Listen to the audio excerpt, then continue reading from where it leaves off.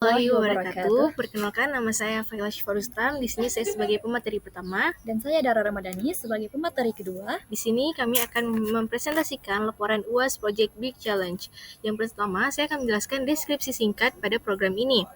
Pada dataset Bag of Words dari USI Machine Learning Repository, kita memerlukan struktur data dan algoritma yang efisien untuk mengelola dan menyaring informasi. Oleh karena itu, program ini dibuat untuk memproses file doc.word, txt, dan vocab txt, dan menghitung frekuensi data lalu mengekstrak dan mengurutkan 100 kata paling sering dan paling jarang menggunakan struktur data heap. Selanjutnya, tujuan program ini adalah yang pertama, mengimplementasikan struktur data heap dan algoritma heap sort dalam bahasa C. Selanjutnya, untuk menentukan 100 kata paling sering dan paling jarang dan mengurutkannya menggunakan descending. Fungsi-fungsi yang digunakan dalam program ini yang pertama, struktur untuk menyimpan kata dan frekuensinya, array global untuk menyimpan data, selanjutnya fungsi untuk menukar dua elemen word freq, heapify untuk min heap, heapify untuk max heap, untuk membangun min heap dari array, untuk membangun max heap dari array, dan heap sort untuk mengurutkan array dari besar ke kecil, untuk membaca file vocab dan doc.word lalu menghitung frekuensi kata, fungsi mengekstrak 100 kata paling sering dan mengekstrak 100 kata paling jarang, untuk menyimpan hasil ke file dan tulis waktu sorting, untuk menampilkan hasil ke layar, dan yang terakhir fungsi program utama. Selanjutnya, implementasi struktur data dan algoritma. Yang pertama, itu ada array of struct, digunakan untuk menyimpan seluruh kata dari file vocab dan frekuensi yang dihitung dari file doc.word txt. Selanjutnya, min heap digunakan untuk memilih 100 kata dengan frekuensi tertinggi. Max heap digunakan untuk memilih 100 kata dengan frekuensi terendah. Selanjutnya, di sini saya akan menjelaskan kompleksitas ruangnya. Yang pertama itu ada ON. ON ini menyimpan sejumlah kata dari vocab txt ke array all words. Jumlah kata yang disimpan itu berjumlah n. Lalu terdapat dua kondisi. Yang pertama ada base case ON tetapi dengan konstanta waktu yang kecil. Kalau worst case-nya tetap ON tetapi dengan konstanta waktu yang besar.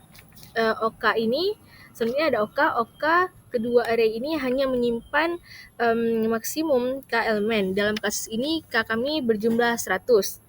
Jadi waktu yang digunakan oleh struktur top words dan last words hanya bergantung pada K, bukan N. Jadi total kami itu ada ON karena sebagian tersebar dari pekerjaan dilakukan terhadap all words. Selanjutnya saya akan menjelaskan tentang algoritma dan kompleksitas waktunya yang digunakan dalam program ini. Nah, untuk algoritma pertama itu ada pembacaan file atau load data, yang mana algoritma ini dia digunakan untuk membaca file vocab.txt dan mengisi array all words serta menghitung frekuensi kata berdasarkan word ID dari file.word.txt tersebut. Nah, untuk kompleksitas waktunya itu ada ON yang digunakan untuk membaca jumlah kata unik dalam file vocab.txt, dan ada OM untuk membaca jumlah baris dalam file.word.txt di mana jumlah baris tersebut bisa sampai jutaan baris. Nah, untuk totalnya itu ada ON plus M. Kenapa ini lebih efisien? Karena tidak ada proses sorting atau pencarian dalam pembacaan file. Dan untuk kompleksitas waktu ini ada base case-nya di mana N dan M dalam file kecil akan dieksekusi sangat cepat, dan worst case-nya itu N dan M dalam file besar, pemecaan ukuran filenya itu dia tetap linear tapi bisa terasa lambat tergantung input atau output yang diberikan. Nah, untuk algoritma yang kedua ada min heapify untuk top K, di mana algoritma ini dia digunakan untuk menjaga heap berukuran K yang berisi kata dengan frekuensi terbesar. Jika ditemukan kata baru dengan frekuensi lebih besar dari akar, maka akan diganti dan heap disusun ulang atau min heapify. Nah, untuk kompleksitas waktunya ada OKLOKA, karena OKLOKA ini dia digunakan karena hanya menyimpan dan memproses K elemen saja, maka sorting akhirnya pun hanya dilakukan pada K elemen saja. Dan ini dia dalam kondisi best case-nya OKLOKA. Untuk kondisi worst case-nya itu kita gunain ONLOKA, di mana setiap N elemen itu dia punya frekuensi lebih tinggi dari root heap, maka harus di replace dan min heapify-nya akan terjadi N kurang K kali. Kemudian ada algoritma Maxhipify untuk Liska. Algoritma ini dia digunakan untuk menjaga heap berukuran K yang berisi kata dengan frekuensi terkecil. Nah, bila frekuensi baru lebih kecil dari akar heap, maka akan diganti dan Maxhipify.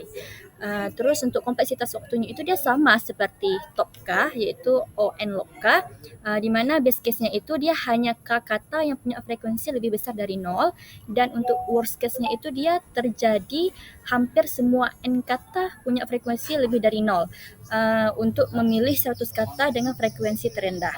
Nah, untuk algoritma keempat ada heap sort, di mana digunakan untuk mengurutkan hasil top K dan least K secara descending agar hasil terlihat dari yang paling besar hingga yang paling kecil.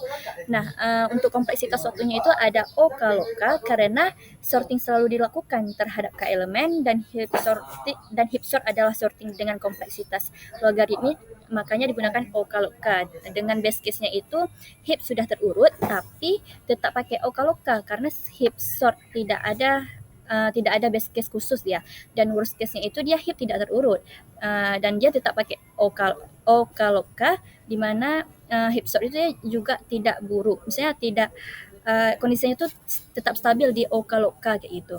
Kemudian ada pembahasan dan analisis.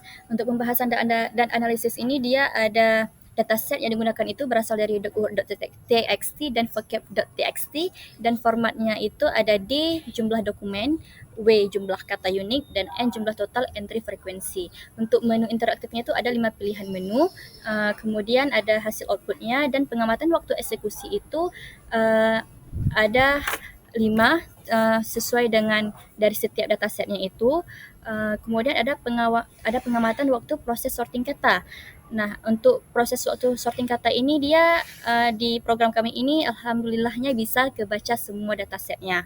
5 dataset itu bisa kebaca semua. Kemudian ada visualisasi grafik. Untuk grafik pertama, jadi di grafik pertama ini menunjukkan waktu yang dibutuhkan program untuk membaca file dari 5 dataset yang berbeda. Ada cost, enron, NIPS, meetimes, dan PubMed. Terlihat bahwa semakin besar ukuran dataset, maka waktu yang dibutuhkan untuk membaca file juga semakin besar. Untuk grafik yang kedua ini dia menunjukkan waktu yang dibutuhkan untuk melakukan sorting atau pengurutan pada data dari masing-masing dataset. Dan terlihat pada grafik yang kedua ini bahwa waktu sorting yang dibutuhkan untuk semua dataset itu sangat kecil atau mendekati 0, bahkan hampir tidak terlihat perbedaan di grafik ini. Ini menunjukkan bahwasanya algoritma sorting yang kami gunakan dalam program ini sudah bekerja dengan efisien meskipun ukuran dataset berbeda-beda. Oke, cukup sekian dari kami. Apabila ada kesalahan kami mohon maaf. Wabillahi taufiq wal hidayah. Wassalamualaikum warahmatullahi wabarakatuh.